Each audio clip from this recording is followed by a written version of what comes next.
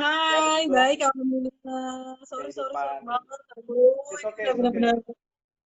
Biasa kehidupan Instagram Live memang suka kayak begini, biasa kok. Bukan Begini pertama ya, kali kayaknya aku ngalamin. terlalu, iya, iya, terlalu heboh kali yang live banyak mungkin.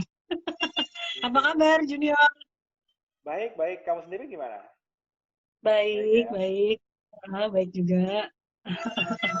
Gimana lagi Terus, kesibukan lagi gimana saat-saat ini?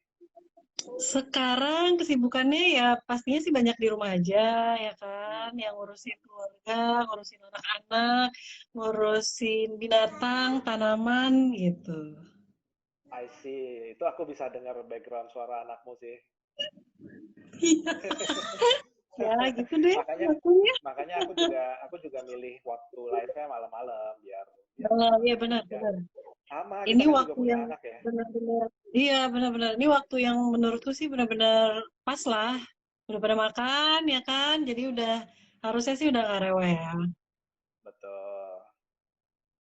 Gitu. Kalau kalau Reva sendiri, eh, kita kan tahu ya, Reva kan punya perjalanan karir yang sangat panjang sebagai artis nih. Kalau aku kenal Reva Hmm. dari waktu zamannya bawang bawang putih ya, itu Bawang tahun merah, bawang 2000 putih, ya sekitar ya. benar. Eh, udah lama banget tuh ya kan, zaman kita masih ABG gitu kan. Oh, benar-benar. Kemudian juga aku tahu bahwa Reva membintangi beberapa film yang kemudian masuk, yang cukup terkenal dan masuk nominasi Piala Citra ya, kayak Mm-mm. Perempuan Berpakaian Mm. Sorban, kemudian juga Ya, Hijau Cinta itu ya. ya. Nah, kalau kamu sendiri awal dari karir artis itu sebetulnya gimana sih? Itu kamu memang dari awal dari kecil, oh gue harus jadi movie star atau berjalan natural aja kayak gimana? Wah, itu salah banget sih. Maksudnya dari awal justru aku nggak kepikiran akan menjadi seperti sekarang ini, apalagi berkarir di dunia entertainment itu benar-benar nggak ada di pikiran aku banget. Karena dulu tuh kecilnya Ya. aku benar-benar pemalu. Hmm. Jadi gimana sih ya nggak pedean gitu loh. Benar-benar nggak mungkin untuk tampil di TV. Orang ketemu orang aja tuh kayak malu, nggak berani nyapa duluan dan sebagainya. Jadi untuk berada di dunia entertainment itu tuh sangat apa ya, semua orang juga kaget gitu pastinya. Apalagi keluarga yang benar-benar tahu aku yang, wah nggak mungkin deh gitu. Aku Oh gitu ya? kayaknya disuruh, dulu tuh kayak disuruh begaul, disuruh ini tuh paling malas gitu. Senengnya di rumah, di kamar, dengerin musik kayak gitu-gitu. Cuman semuanya berubah ketika aku ikutan Gadis Sampul tahun 99. Iya, itu awalnya banget tuh ya udah itu Gadis Sampul 99 terus aku menang jadi juara favorit. Nah, dari situ tuh mulai banyak tawaran-tawaran gitu. I see, I see. Nah, Mm-mm. kemudian, eh, kalau yang aku tahu kan kebanyakan kamu berperan sebagai protagonis ya. Itu Hmm. sebetulnya terbentuknya gimana tuh? Apakah kamu yang mau gitu ya untuk selalu memerankan karakter yang baik gitu ya? Atau Ya, persepsi publik sehingga ditawarinnya yang seperti itu lagi atau yang gimana? baik-baik. Nah, aku sih sebenarnya ya dari awal untuk masuk ke dunia entertainment itu tuh nggak punya kayak wah gue harus jadi pemain protagonis nih atau gue harus jadi pemain antagonis tuh nggak ngerti gitu. Jadi benar-benar kayak aku ngikutin ngikutin apa arus aja gitu. Jadi kemana kemana arus membawaku ya aku ikut. Nah, saat itu sinetron pertamaku waktu itu adalah sinetron Percikan. Itu juga diambil dari majalah Gadis yang apa namanya dibawa ke sinetron gitu kan waktu itu. Nah, dari situ tuh aku dapat peran protagonis kan. Ya udah semenjak itu ke depannya tuh selalu protagonis dan ya kayak udah kebentuk sendiri aja gitu karakternya dan aku sih enjoy sih bukannya aku nggak enjoy ya jadi maksudnya aku ternyata ngerasain kok aku enjoy ya memainkan karakter protagonis ini gitu I see. cuman aku pernah dapet karakter antagonis pernah tahu nggak di sinetron apa Gak tahu apa tuh. nggak tahu ya nah jadi bersamaan sama bawang merah bawang putih aku syuting sinetron juga namanya Darah Manisku waktu itu Oh nah ya di ya ya, situ ya. Tahu tahu tahu. ya, tahu Agak kan? lupa Nah, di soalnya. situ Ya. awalnya kan aku juga awalnya tuh benar-benar cuman aku satu peran, cuma si protagonis ini aja. Tapi biasa lah ya, kalau sinetron kan suka dipanjang-panjangin supaya ceritanya jadi panjang gimana, dibikinnya aku tiba-tiba jadi dua peran, yaitu satu antagonis, satu protagonis. Nah, itu aja tuh aku kayak, oh my God, ini gimana ya? Gitu, aku tuh kayak nggak pede sendiri kan. Cuman saat itu sutradaranya tuh Bang John Derantau, ya dia kan orangnya benar-benar ya ceplas-ceplos apa segala macam dan dia bilang enggak udah kamu bisa udah ayo ayo bisa bisa gitu terus pas aku jalanin juga kayak oh gitu ya susah sih tapi ya jadinya pengalaman gitu pernah pernah ngerasain juga selain peran protagonis. I see. Tapi Hmm. sejauh ini berarti kamu lebih lebih comfortable-nya berasa lebih yourself itu kalau jadi protagonis ya.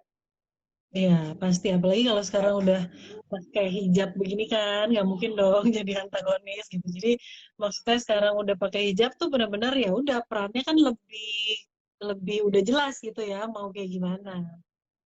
I see. Nah, dari sekian banyak peran yang pernah kamu jalani nih di sinetron maupun di layar lebar, kira-kira Hmm. karakter yang paling berkesan buatmu itu waktu waktu yang film apa ya? Waduh, itu pertanyaan paling susah sih. Itu aku bingung ya mau jawab yang mana. Kayaknya semua sih berkesan. Ya kalau sinetron mungkin karena apa namanya prosesnya kan panjang. Itu tuh benar-benar orang juga cepet lupa gitu ya. Maksudnya kalau kalau film kan kita benar-benar prosesnya juga bikinnya cepet, tapi prosesnya yang panjang. Jadi kita mesti reading dulu dan segala macam. Harus into karakter banget. eh ada satu satu karakter aku yang aku juga agak amazed gitu ya untuk ngejalanin peran itu. Jadi tahu film Red Chobex nggak? Racobex, aku nggak tahu. Eh, Sorry, aku nggak tahu. jadi itu Itu kayak itu gimana? tahun berapa ya? Aku juga lupa sih itu kayak tahun 2011 kali ya, 2011-an, 10 11 gitu. Nah, Red Chobex ini tuh cerita tentang 5 cewek preman. Mainnya 5 cewek preman ibu-ibu tapi. Nah, di situ peranku sebagai bukan si preman itu ya, tapi sebagai tetap protagonis, tapi karakternya tuh yang blow on ngeselin gitu. Gimana sih? Pokoknya jadi lawan mainnya Mas Lukman waktu itu Lukman Sardi. I Nah, di see. situ tuh kayak syuting sama pemainnya tuh premannya tuh ada Tika Panggabean, Project Pop, Sarah Sechan, Cut Mini, Aida Nurmala, sama satu lagi siapa ya? Terus pokoknya Tika itu punya anak si Lukman Sardi. Nah, aku tuh jadi pasangannya Lukman kan. Syutingnya tuh kayak sebentar, cuman aku tuh kayak ini beneran gak sih? Soalnya kayak aku tuh harus jadi bener-bener polos, bener-bener yang aduh bego deh, bego banget gitu loh. Yang Lukman Sardinya soalnya juga perannya di situ blow on. Jadi Oh gitu. kayak eh, Pasangan blow on-nya sama-sama gitu ya. nyambung, makanya nyambung harus perannya yang begitu kan. Jadi aku tuh kayak ini lucu banget sih maksudnya kayak kalau protagonis yang lain ya biasa lah. Ini menurut aku sih kayak bisa jadi kenang-kenangan gitu loh nantinya. Aku kadang-kadang kalau nonton lagi tuh suka, ih lucu ya kok ini tuh film tuh lucu banget. Kayaknya kamu harus nonton 2010. deh cobain. 2010 Kalau aku nggak lagi salah aku ya, sambil Red Google. Robert namanya. Itu tuh filmnya, aduh kocaknya tuh kocak bahlul gitu kok kocak belon. Jadi aku kayak, ah seru juga. Maksudnya aku yang biasanya harus bertangis-tangisan ya kan di satu film pasti aku nggak lain nggak bukan harus nangis dari awal film sampai akhir. Jadi di situ di film ini aku nggak harus sedih tapi harus Jadi blow sepolos on aja mungkin. gitu ya. Nah, gitu. Harus yang, aduh nih cewek gimana sih gitu. Boleh boleh nanti nanti buat tonton deh. Biasa kalau Hmm. kalau film-film Indo itu kayak diputar di kayak Netflix gitu-gitu nggak sih? Ada ya harusnya. Ada, tapi nggak tahu juga dia masuk ke Netflix atau Tergantung enggak. tergantung Heeh, film. Ya, heeh. coba deh gue cari. Lumayan. Coba ya, lumayan buat Ya. apa ya, buat happy happy. Hmm. Nah kalau dari lawan mainnya sendiri yang paling berkesan gimana? Siapa gitu sejauh ini? Yang paling berkesan ya udah pasti kayaknya Reza Radian sih. Jadi aku inget banget. di film Perempuan Berkalung Sorban itu adalah film pertamanya Reza. Film pertamanya Reza dan dia di situ karakternya adalah antagonis kan. Dia jadi suamiku yang bener-bener kasar banget, terus yang wah nyebelin banget deh gitu kan. Nightmare banget punya suami tuh kayak si Reza di film itu ya. Ya, Terus ya udah kalau aku kan kalau syuting film ya udah kalau kita udah break ya kita biasa lagi bukan jadi si karakter itu kan. Nah kalau Reza tuh enggak di film ke itu bawah. dia benar-benar nyebelinnya luar biasa dan aku kan syuting sama dia lama ya maksudnya dia juga scene-nya banyak dan setiap setiap syuting sama dia pasti dia tuh yang ngeselin gitu attitude-nya tuh bener-bener kayak si karakternya jadi aku yang kayak ya kenapa sih begini gitu kan padahal aslinya orangnya baik loh padahal tapi emang aktingnya di situ wah gila sih oke banget ya kan bisa lihat sendiri lah di situ dia benar-benar wah ngeselin parah sih kayak pengen nonjok gitu cuman ya makanya itu dia berhasil banget deh menurut aku dan di film apa lagi ya tanda tanya juga dia jadi suami aku tapi yang baiknya terus eh, pokoknya kalau sama Reza tuh nggak susah untuk bikin chemistry. Nggak tahu kenapa dia emang orangnya enak banget ya apa untuk jadi lawan main dan dia bisa banget ngebawa lawan mainnya tuh jadi baik juga, jadi bagus juga kayak dia. I see, I see. Si perempuan berkalung sorban itu kan duluan kan ya, baru yang tanda tanya itu berapa tahun kemudian. Mm-mm. Berarti Mm-mm. tadinya nyebelin terus ketemu lagi, terus sekarang dia udah Udah berarti biasa berarti aja, sempet alhamdulillah. sempet lu dulu nyebelin banget lu gitu. Kok sekarang Sumpah itu udah kayaknya biasa. sering aku bahas sih sama dia, "Ah, gila lo nyebelin banget sih, Ja, kenapa sih, Ja?" gitu. I see, I see. Kalau sutradara atau produser sendiri yang paling berkesan yang kamu paling respect. Hmm, sutradara, sutradara siapa ya? Banyak sih kalau dari awal aku main sinetron itu ada eh, Om Enison Sinaro itu, wah dia orangnya baik banget, luar biasa baik, nggak pernah marah. Kita syuting kalau nggak salah waktu itu 26 episode, dia nggak pernah marah, bayangin dong. Soalnya nggak tahu kenapa ya, dia kayak orangnya tuh sabar, terus ngomongnya tuh pelan. Padahal kan aku baru pertama kali main ya, dia tuh nggak ada yang gemes-gemesnya atau marah atau apa gimana tuh, nggak sama sekali. Makanya aku bilang, wah gila sih ini Om Enison juara banget gitu untuk aku yang baru terjun di dunia entertainment gitu ya. eh, aku juga malah jadi makin respect sama beliau gitu karena nggak ada tuh yang kita namanya juga baru kan masih belum ngerti ya. Biasanya kan orang-orang nggak sabar tapi alhamdulillah banget Om Edison tuh sangat-sangat sabar ngadepin kita bertiga. Aku tuh sama Diana sama Adele itu kita semua baru dan ya dengan sabarnya beliau menghadapi kami jadi kayak wah sekarang kemana ya tapi udah nggak pernah dengar lagi sekarang dan setelah sinetron pertama itu nggak pernah ketemu lagi. I see, I see. Tapi Mm-mm. kalau di dunia film mendingan yang karakter sutradara yang seperti itu apa yang tangan besi gitu? Kalau menurut kamu? Kayaknya tergantung orangnya ya kalau aku sih eh, begitu apa ketemu sutradara yang begitu aku suka aku nyaman tapi sama Mas Hanung juga aku cocok. Hanung Bramantyo tuh dia orangnya tegas kan. Ya banyak juga yang bilang galak, nggak sabaran gitu. Tapi buat aku itu malah memacu aku untuk oke, gue nggak boleh salah nih. Gue kalau selama kita ngikutin arahannya Mas Hanung, ya dia nggak pernah marah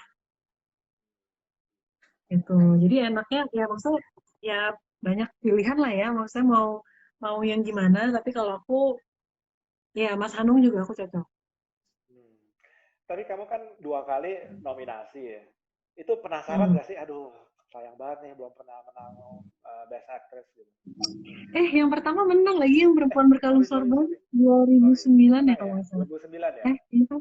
Iya kan dia itu menang. I see.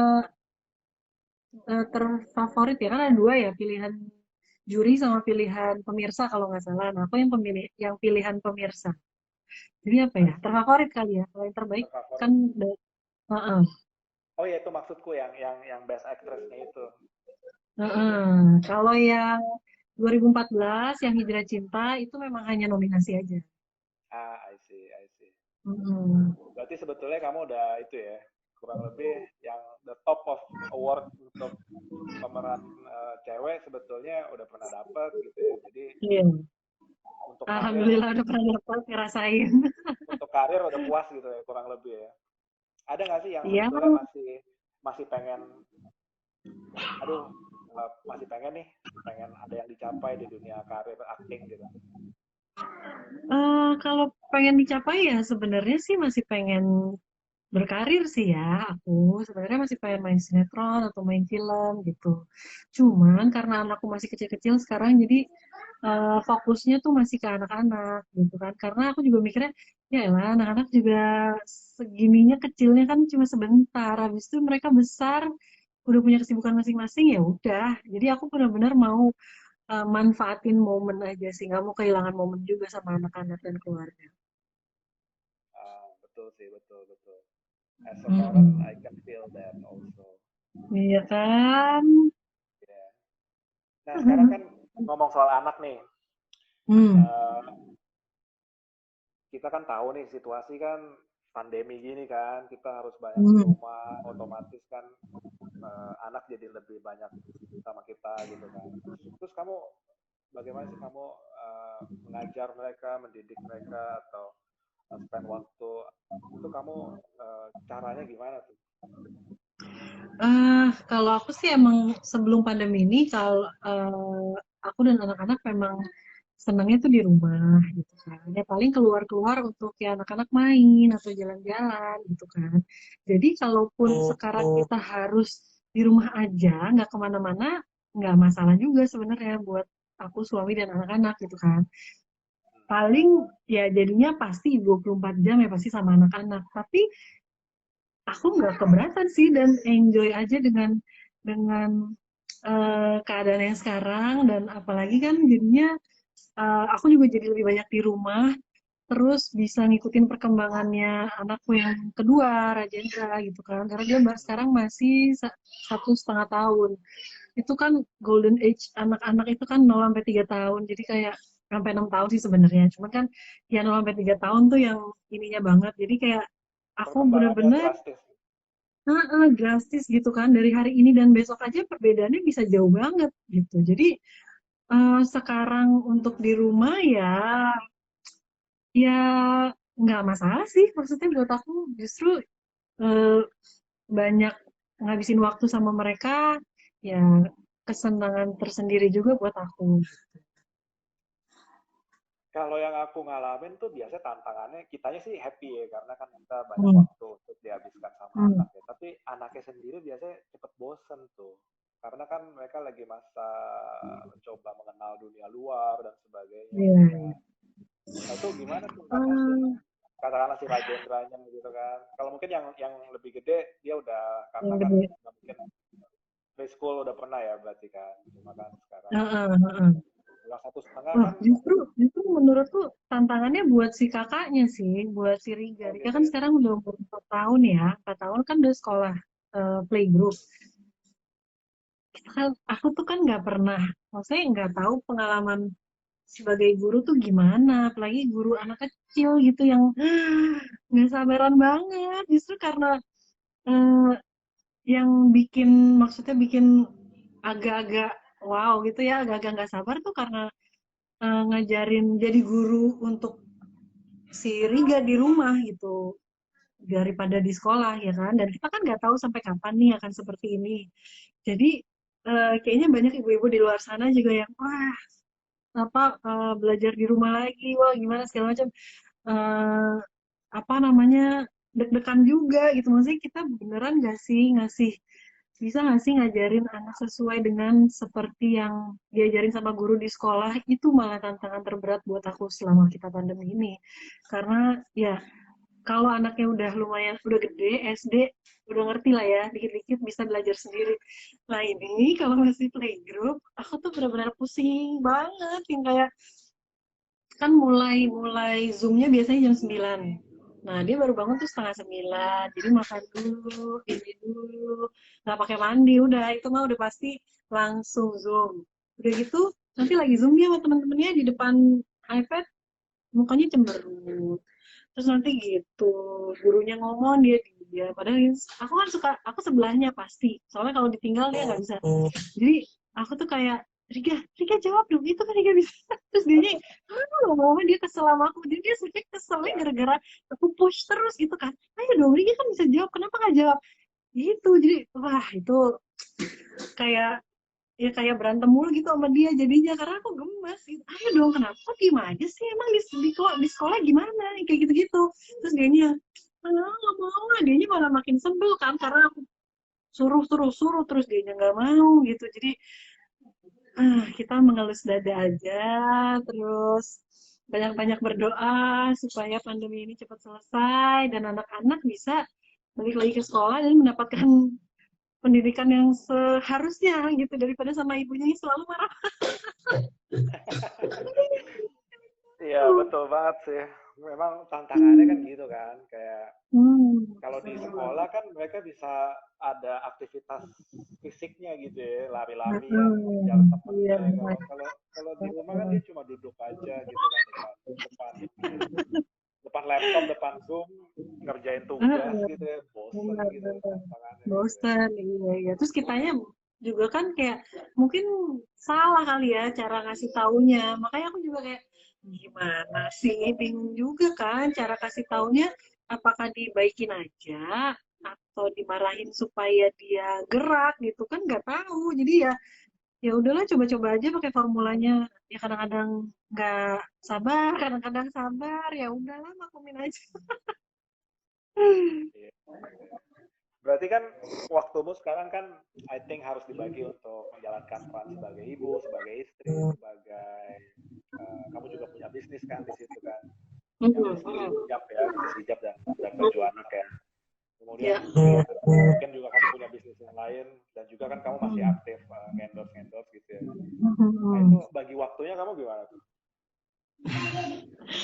Aku aku sih bisa bilang aku juga sangat beruntung didukung oleh suami yang ya mau nggak mau kan sekarang ada setiap saat dong gitu. Jadi bisa banget dimintain tolong untuk fotoin aku atau bikin video untuk kerjaan aku dan untuk partnerku juga dalam berbisnis gitu. Karena kan kalau suami aku tuh udah ya kayak udah sering lah bisnis-bisnis gitu. Nah kalau aku kan baru nih, bener-bener awam lah gitu ya dalam hal berbisnis. Jadi ya cocok gitu kalau suami aku udah eh, pernah ngelewatin gimana caranya berbisnis. Nah, aku juga jadinya ada pegangannya nih, nggak cuma aku sendiri doang gitu. Dan kebetulan memang kalau yang Tifos ini, yang bisnis baju anak-anak aku, Tifos itu tuh aku berpartner dengan temennya suamiku gitu. Jadi ya udah, ya dia mah udah tau lah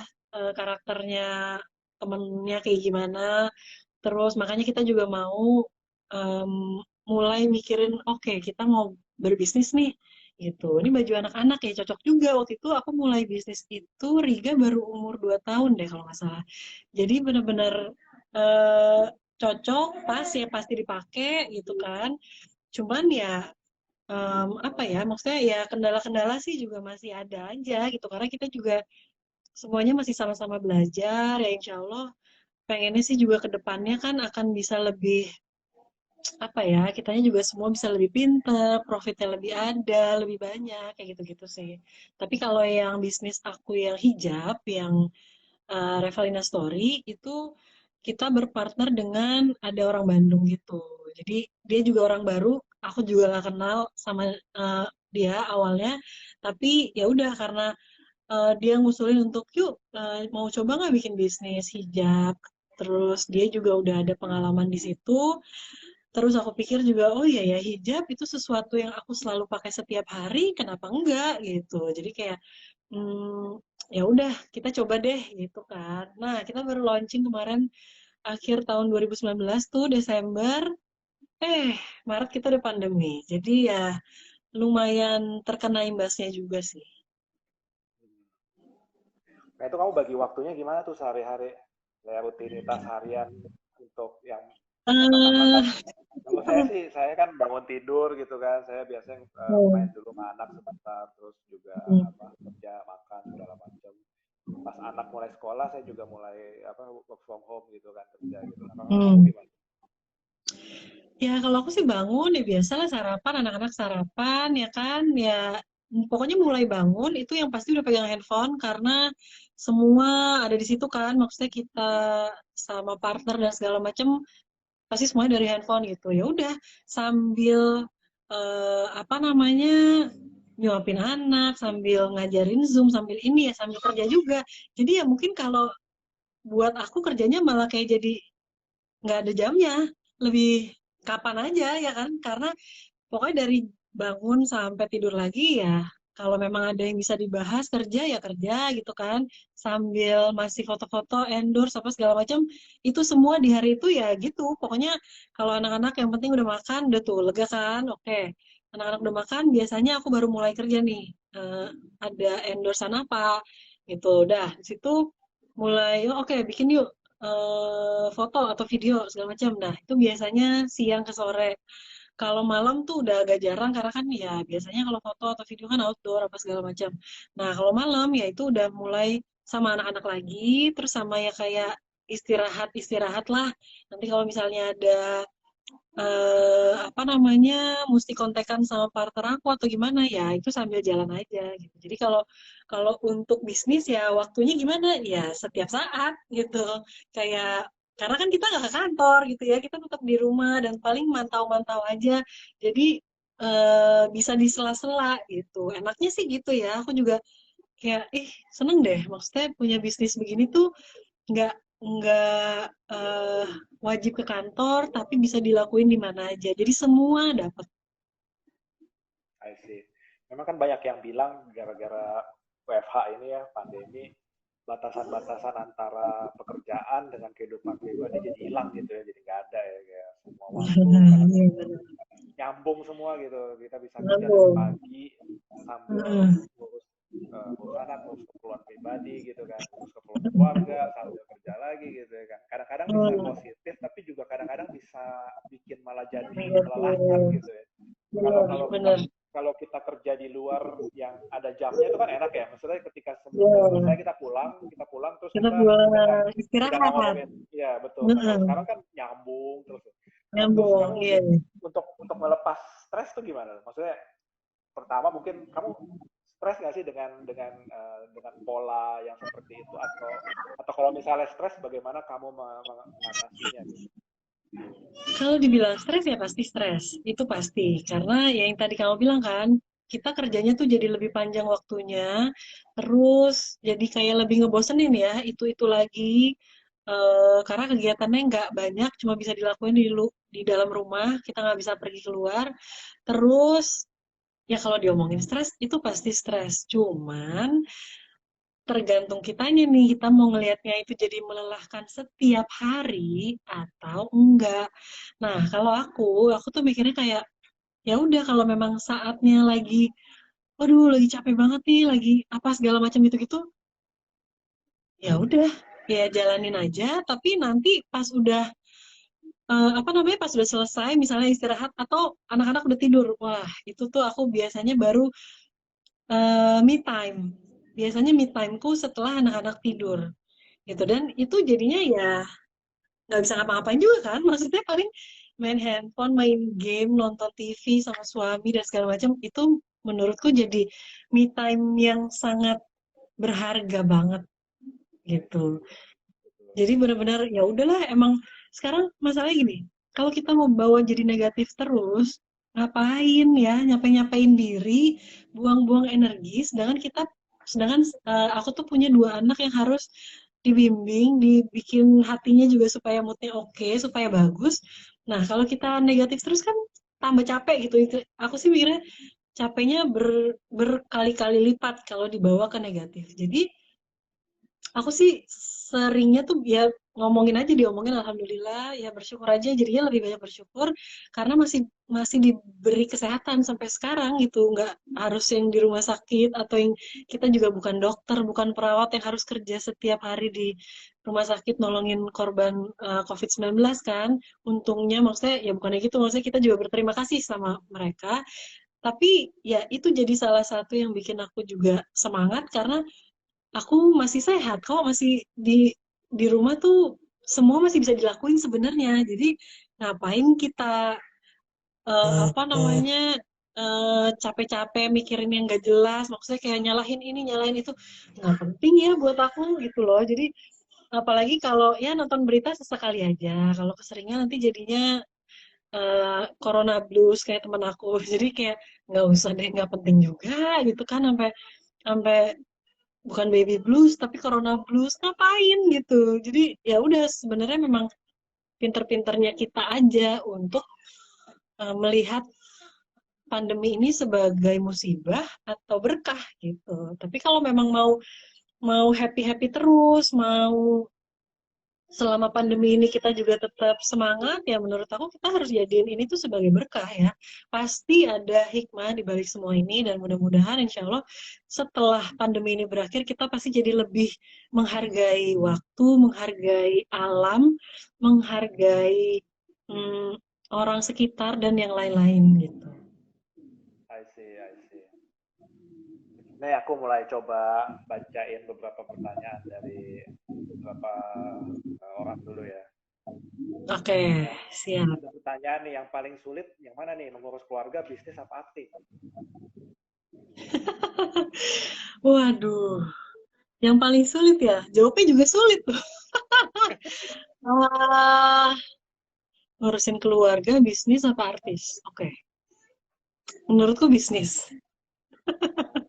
Menurutku bisnis karena ini adalah bidang baru untuk aku ya gitu. Jadi ini benar-benar sesuatu yang baru banget, yang aku tuh masih belum terlalu paham kalau di dalam bisnis itu gimana sih caranya supaya orang bisa aware dengan produk kita, supaya apa namanya orang-orang juga mau beli produk kita, gimana sih produknya harus yang kayak gimana, terus promosinya harus seperti apa, marketingnya itu menurutku kayak wow banyak ya, itu tuh kayak harus belajar lagi gitu loh, kayak kita kuliah kan, kuliah bisnis gitu, nah itu mungkin lebih detail lagi. Nah ini menurut aku salah satu hal yang lumayan sulit lah gitu.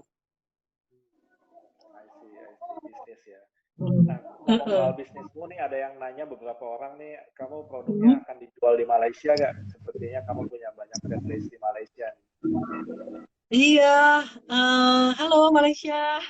Aku juga inget banget dulu zamannya, ya semua sih berkah dari sinetron Bawang Merah Bawang Putih ya. Di sana tuh booming banget waktu itu, dan aku pernah jumpa fans di sana. Waktu itu tahun 2005 apa 2006 gitu. Wah, gila sih itu, heboh banget. Terus yang datang banyak banget, dan aku juga nggak nyangka ya kok bisa gitu. Maksudnya peran si Bawang Putih ini bisa memikat warga Malaysia gitu. Nah, pengennya nanti bisnis bisnisku juga bisa dijual di sana. Jadi mohon doanya aja, mudah-mudahan em, mudah-mudahan bisa bisa uh, sampai ke sana. Tapi ya so far sih kalau misalnya mau beli di lewat admin gitu, setauku sih bisa sih, bisa kita kirim ke Malaysia.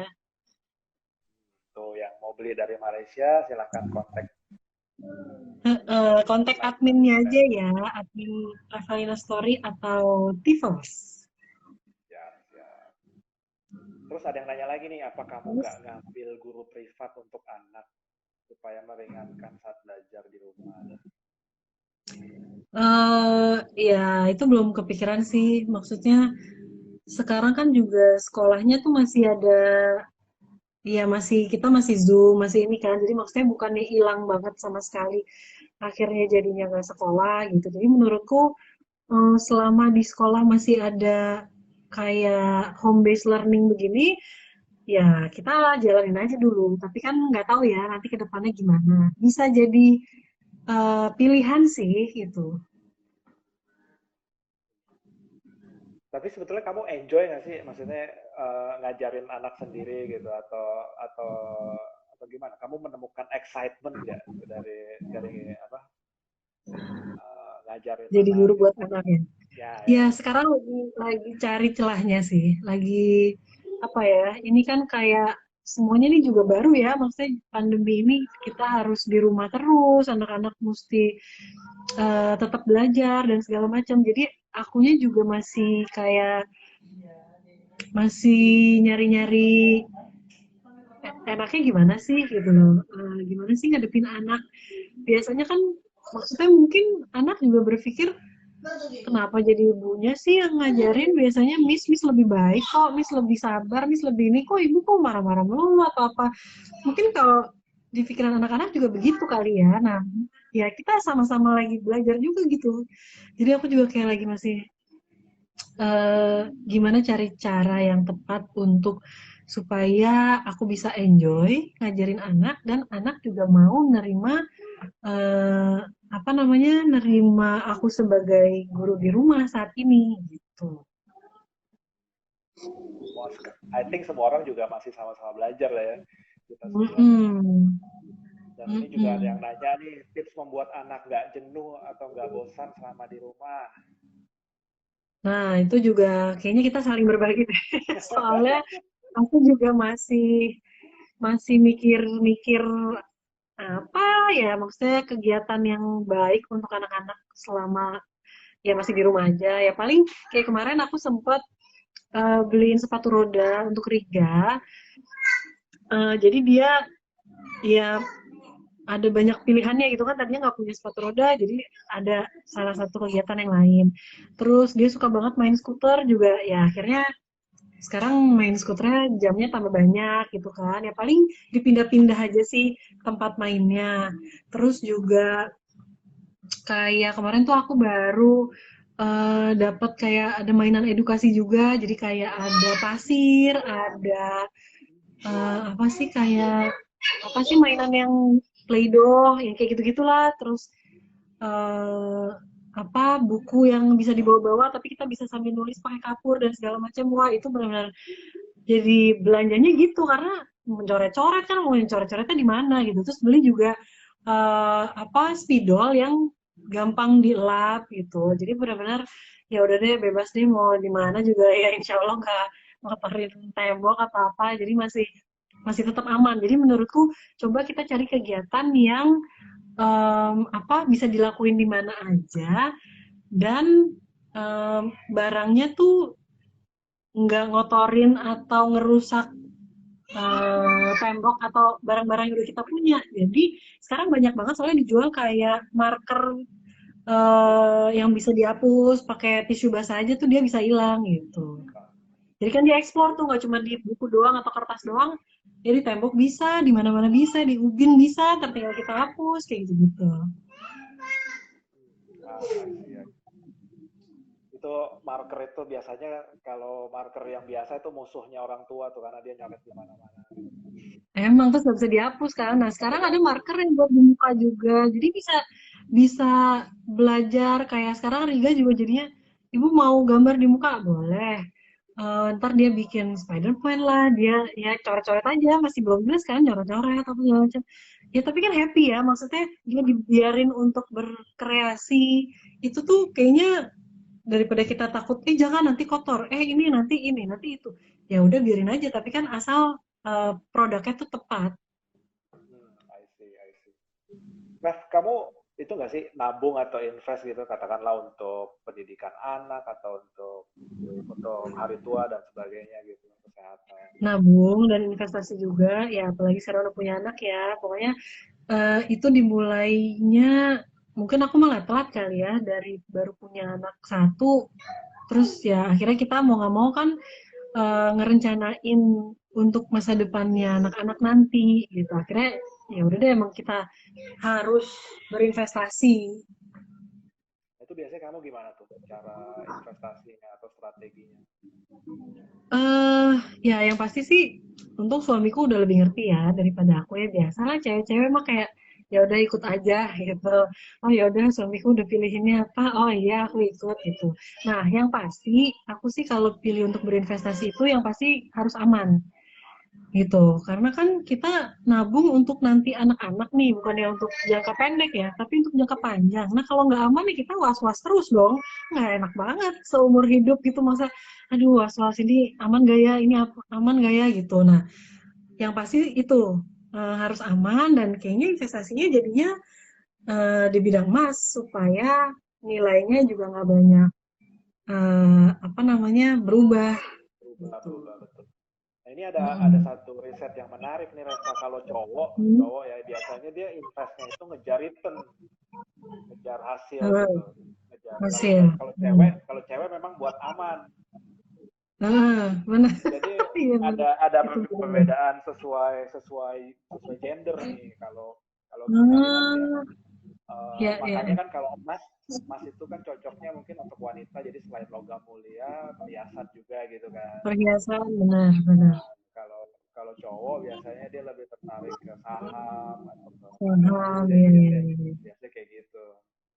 Iya sih, Terus benar-benar. Ya, makanya aku juga, karena mamaku anak ceweknya ada tiga, anak cewek tiga, anak cowok satu. Jadi, ya dari kemarin-kemarin dari aku belum kawin tuh udah semua udah dipisah-pisahin nih buat perempuan-perempuan, terus ini buat menantunya, itu karena ya mamaku ya tahu lah ya, maksudnya apalagi maksudnya perhiasan itu tuh ya kan harganya maksudnya nggak akan nanti beda jauh banget gitu. Itu udah dikasih ke kita masing-masing, terus juga diajarin juga ya paling kalau mau juga investasi ya emas, logam mulia itu paling oke dan sesuai sama karakter kita para perempuan ya yang mencari keamanan di investasi. betul betul. Terus kalau keputusan investasi berarti kamu diskusi dengan suami ya. Suami Misalnya pasti, iya. kita alokasi ke ini aja nih atau oh ada satu institusi baru yang menawarkan satu produk nih ini menurutmu gimana? Something like Hmm. that ya. Heeh, benar. Kalau yang sekarang kan sering banget tuh perkembangan teknologi kayak digital gitu ya kayak semua juga coba dijual lewat platform lah, online lah Iya. apa. Nah itu kalau kamu Hmm. nyoba nggak tuh investasi lewat online digital gitu? Nyoba, aku nyoba juga. Maksudnya semua investasi sih kita coba ya gitu. Nah, yang ini juga melalui platform yang terbaru juga aku cobain. Salah satunya laku emas ya. Maksudnya, maksudnya pengen tahu juga ya. Maksudnya ini gimana sih investasi di laku emas nih? Tapi menarik gitu. Maksudnya dia kita nggak perlu keluar rumah, bener-bener simple banget, cocok banget sama kita ibu-ibu yang nggak mau ribet. Terus juga kita beli lewat aplikasi langsung itu gampang banget, cuman masukin apa namanya KTP, NPWP sama kakak, ya kan? Udah jadi. Terus kita bisa tinggal langsung mau beli, pencet, mau jual, pencet, semuanya tinggal pencet, enak banget. Mau diambil apa fisiknya nih misalnya emasnya ada gitu. Jadi di beberapa toko emas yang apa yang sudah berpartner dengan laku emas kita mau ngambil di situ bisa juga. Jadi menurut aku wow canggih ya zaman sekarang Dan semakin yang kita dimudahkan untuk eh, berinvestasi apalagi ya dan yang lain-lain. dan yang penting kan laku emas itu kita amanah ya dalam artian kita di backup oleh grup perusahaan yang bukan kaleng-kaleng lah istilahnya gitu kan. Nah, Punya itu dia. back, Itu dia. background ya. Kita kan juga harus tahu ya, ini Lakomas nih siapa sih yang punya gitu. Pas kita lihat, oh Mondia, oh oke Frank and Co. Oh gitu, ya udah pasti tahu lah ya di mall banyak banget gitu tokonya. Jadi makin yakin gitu. Kalau misalnya nggak ada eh, nggak di grup itu mungkin kita masih mikir-mikir juga ya, ini aman nggak sih gitu, terpercaya nggak ya? Gitu. Betul, betul. Nah kalau ini ada yang nanya lagi nih, gimana cara ngatur keuangan sebagai artis dan pebisnis? Ini mungkin Hmm. arahnya ke pengelolaan uang pribadi sama uang yang dijadikan buat bisnis kan, kayaknya ke situ. Hmm, hmm, hmm, hmm. Gimana pengaturan? Nah, itu juga sebenarnya aku masih belajar sih. Bisnis kan baru ya. Aku tuh kayaknya baru mulai bisnisnya tuh tahun 2017 kalau nggak salah.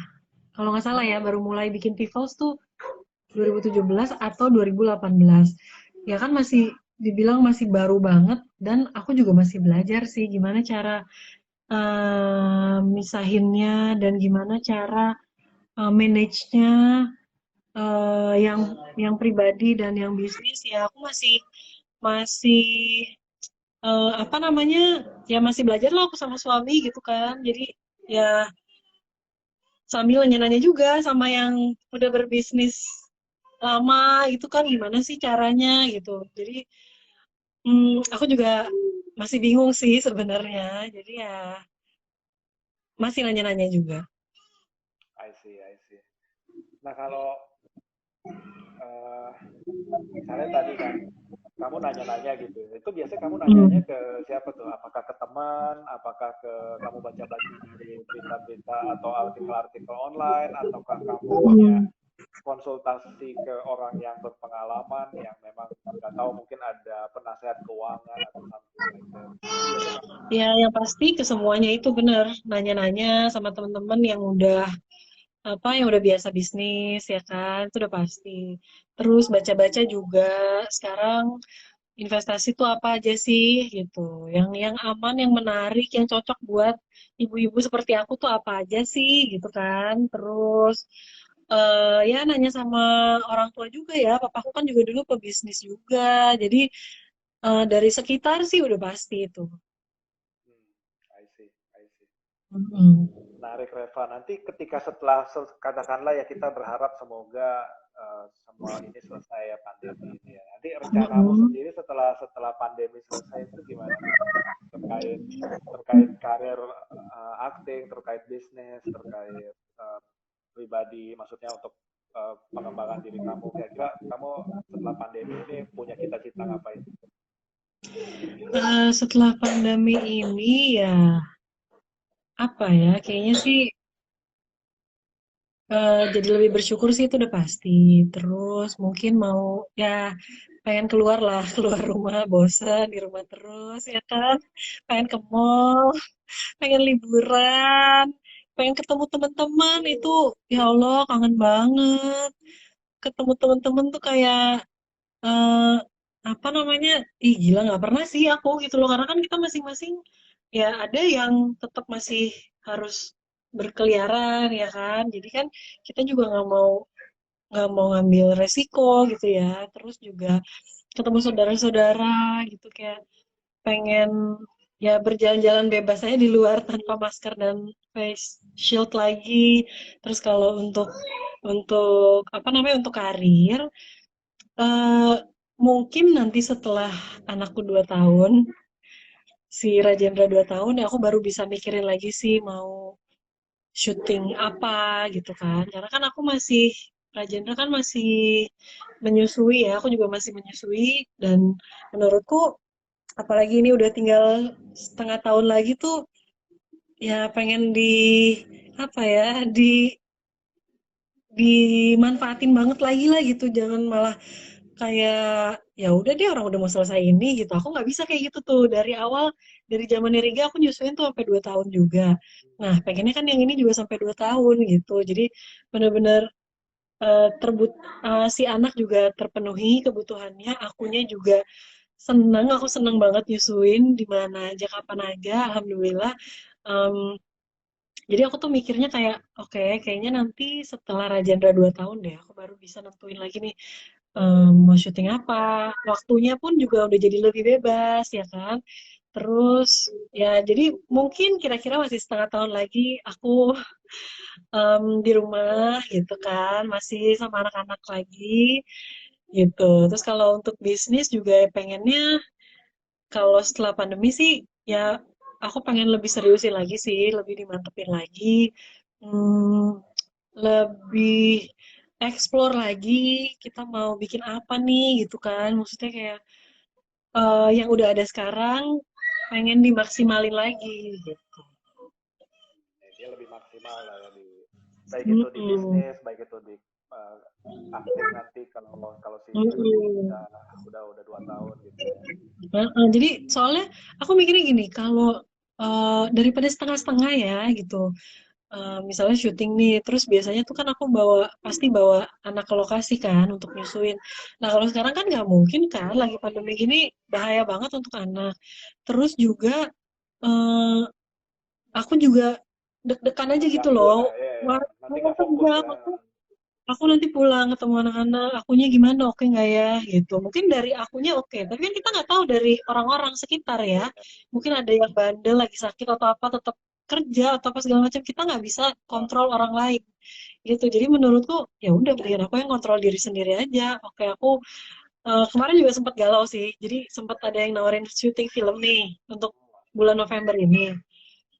Aku dari baca sinopsisnya tuh aku udah lumayan tertarik, drama, biasalah drama. Oke, terus sempet aku ada omongan kayak, ya deh, coba deh, mau deh, gitu. Ke kakakku nih, kakakku kan manajerku. Udah, giliran udah aku bilang iya, mereka ngasih ini lagi dong ke aku. Gimana kemarin katanya udah oke, iya. Kita kasih treatment untuk syutingnya ya. Nanti kira-kira begini, gini, gini, gini. Oke, pas udah dikirimin, terus aku malah kayak bimbang gitu, aku malah bingung. Eh, ambil nggak ya? Gitu. Padahal awalnya tuh kayak yakin, coba deh. November juga kan ke Januari kan bentar lagi, nggak apa-apa deh kayaknya gitu. Terus ntar gimana? Paling di lokasi pompa aja asinya gitu kan. Terus tiba-tiba, enggak deh. Ih sayang banget, udah tinggal dikit lagi nih perjalanan menyusui, tinggal setengah Tahun tahun lagi mas. ya. Iya kan? Jadi, wah gila, bener-bener sih. Itu perang batin banget kalau nanya sama suami kan soalnya pasti boleh ambil aja suamiku tuh kan gitu kan maksudnya ya kalau kamu happy ya kamu jalanin gitu jangan sampai terbebani karena anak karena keluarga. Eh, iya sih tapi kan kita perempuan apalagi ibu-ibu nggak bisa banget tuh kayak oke oke main syuting aja wah nggak bisa ntar anak gue gimana ya ntar yang jagain bisa nggak ya kan gitu ya maksudnya pikirannya tuh banyak banget dan panjang sampai akhirnya aku mikir oke, kayaknya aku belum bisa sih syuting tahun ini. Mungkin tahun depan dan mungkin semoga aja tahun depan juga pandemi ini udah berakhir. Jadi lebih lebih lega. Ninggalin anak tuh nggak was-was gitu. Karena kalau masih pandemi juga kan ya nggak bisa juga gitu. Oke Reva, kita udah hampir sejam nih, nggak terasa ngobrol-ngobrol ya. Wow, Oke. iya ya. Gak Ada terasa satu banget. pesan pesan terakhir buat teman-teman yang nonton, mungkin untuk Hmm, stay safe, stay calm di masa pandemi ini, termasuk atau iya. pesan apapun yang mau kamu sampaikan ke mereka. eh Ya, pesanku selama pandemi ini mudah-mudahan kita bisa tetap selalu sehat dan harus tetap happy, harus tetap waras sebagai orang tua, karena kita punya anak-anak yang harus kita bikin happy juga. Kalau anak nggak happy, ya gimana orang tuanya gitu kan. Jadi kita sebagai orang tua juga harus happy dulu dan kita em, apa ya? Dirubah mindsetnya. Mungkin kalau awal-awal nih, kita kan kayak masih bingung ya, masih belum bisa nerima, aduh pandemi ini sampai kapan, gimana kerjaan gue, apa segala macam. Ya insya Allah kalau rezeki itu udah diatur sama Allah. Jadi kalau aku sih mikirnya gitu ya, yang mungkin banyak teman-teman juga yang usahanya lagi mandek, lagi apa, ya Bismillah aja sih. Mudah-mudahan sekarang mungkin di usaha yang itu nih kita belum bisa dikasih jalan, mungkin ada pintu rezeki lain yang akan dibuka oleh Allah yang bisa kita dapat gitu kan dan mungkin eh, apa namanya setelah pandemi ini kita juga akan jadi lebih berkah gitu apa yang kita cari yang kita dapat insya Allah pasti lebih berkah dan apa namanya dan ya itu dia kita harus tetap positive thinking harus ngelihat pandemi ini sebagai berkah di depan nanti dan mudah-mudahan ya apa namanya aku juga mau berterima kasih sama tim dokter dan suster dan semua yang sudah membantu di garda terdepan virus COVID-19 ini. Semoga kita bisa apa namanya bisa ngekat nih si virus COVID-19 supaya nggak tambah menyebar lagi. Jadi kalau memang nggak perlu-perlu banget di rumah aja. Kalau nggak perlu-perlu banget keluar, please di rumah aja, nggak usah tuh olahraga ke GBK yang isinya orang-orang semua, ya nggak ada alasan untuk mau olahraga, kenapa harus di GBK? Di rumah juga bisa, di depan rumah, di komplek.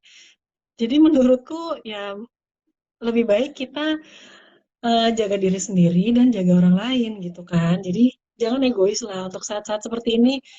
Menurutku belum perlu juga sih olahraga di luar rumah yang kitanya emang kamu nggak takut ya gitu untuk ih emang dia sehat apa gimana gitu ya kan pasti was-was juga gitu. Jadi mendingan yang ngumpul-ngumpul juga masih belum perlu. Bener-bener di rumah aja kalau masih bisa kerja di rumah. Tapi kalau harus keluar rumah ya udah, tapi benar-benar harus safety banget seperti masker, hand sanitizer, sabun cuci tangan, apa face shield juga harus pakai dan cuci tangan terus, jangan sampai enggak. Mudah-mudahan kita selalu sehat, selalu kuat menjalani pandemi ini. Amin, amin. Oke, thank you Amin. banget Reva atas waktunya ya. Sama-sama, thank you juga ya udah ngajakin All the best selalu curhat. dan Thank semoga you. sukses dan Ya, happy sukses juga. selalu di Bali. Junior. Ya, Bye thank bye. you. Bye-bye. Makasih ya yang udah nonton. Maaf kalau nggak bisa dijawab pertanyaannya, tapi aku bacain kok di situ komen-komennya. Thank you ya. Assalamualaikum warahmatullahi wabarakatuh. Waalaikumsalam.